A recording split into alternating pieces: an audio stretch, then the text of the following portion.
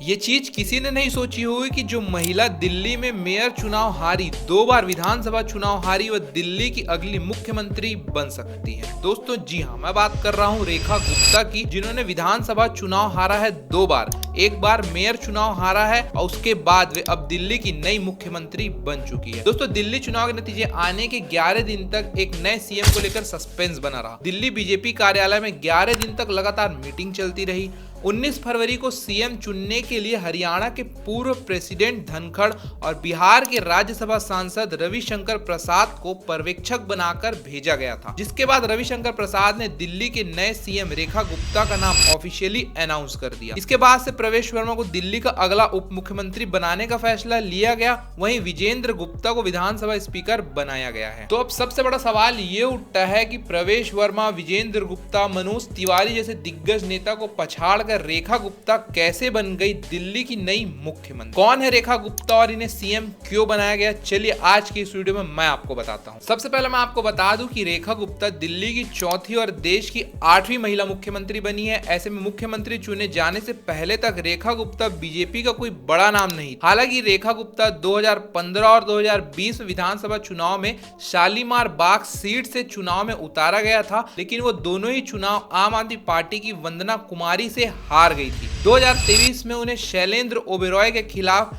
एक बार चुनाव में उतारा गया था मेयर के, वहां भी उन्हें हार का सामना करना पड़ा था। तो अब बात आती है कि ऐसी कौन कौन सी वजह है जिसकी वजह से रेखा गुप्ता को दिल्ली की नई मुख्यमंत्री बनाया गया है। इसकी सबसे पहली वजह यह हो सकती है कि भाजपा को एक महिला मुख्यमंत्री ही बनाना था। इसके पीछे की वजह यह हो सकती है कि दिल्ली में अब तक 3 महिला मुख्यमंत्री रह चुकी है, सीएम शीला दीक्षित, सुषमा स्वराज और आतिशी। ये तीनों महिला मुख्यमंत्री दिल्ली की कमान संभाल चुकी है, इसीलिए रेखा गुप्ता का नाम कोई सरप्राइजिंग तो नहीं था। और सबसे बड़ी वजह यह था कि भाजपा की 21 राज्यों में सरकार है, मगर कहीं भी महिला मुख्यमंत्री नहीं है। ऐसे में शपथ लेते हुए रेखा गुप्ता भाजपा की पहली महिला मुख्यमंत्री बन चुकी है। और इसके अलावा यह कारण भी है कि रेखा गुप्ता का आरएसएस से पुराना कनेक्शन रहा है, इसीलिए विधायक दल की बैठक में पहले ही आरएसएस ने उनका नाम प्रस्ताव रख दिया था, जिसे भाजपा ने मान लिया है और रेखा गुप्ता दिल्ली की नई मुख्यमंत्री बन चुकी है। दूसरी वजह यह हो सकती है कि रेखा गुप्ता भी पूर्व मुख्यमंत्री अरविंद केजरीवाल की तरह वैश्य समाज से आती है और दिल्ली में वैश्य समुदाय व्यापार में होल्ड रखता है। यह हमेशा बीजेपी का वोटर माना जाता है और इसी वजह से भाजपा के 3 नेताओं का नाम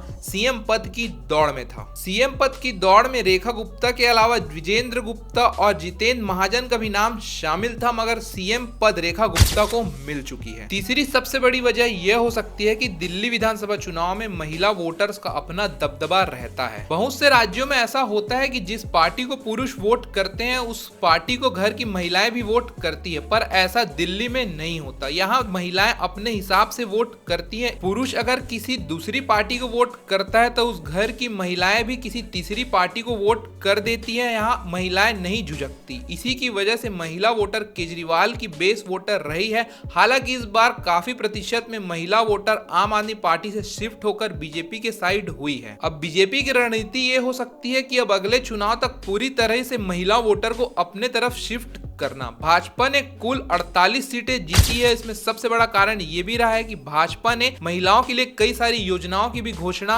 करी थी, जैसे कि गरीब महिलाओं को सिलेंडर 500 रुपए सब्सिडी देना, महीने में 2500 रुपए की आर्थिक मदद और ऐसी कई सारी योजनाएं थी जो महिलाओं के लिए बीजेपी ने लाई थी। तो ये सारे कारण हो सकते हैं कि रेखा गुप्ता को दिल्ली की नई मुख्यमंत्री बनाया गया है। आप लोग की इसमें क्या राय है मुझे कमेंट करके जरूर बताना। अगर आप लोग को यह वीडियो अच्छा लगा तो वीडियो को लाइक जरूर कर देना और अगर आप लोग हमारे चैनल पर नए हो तो चैनल को सब्सक्राइब जरूर कर देना।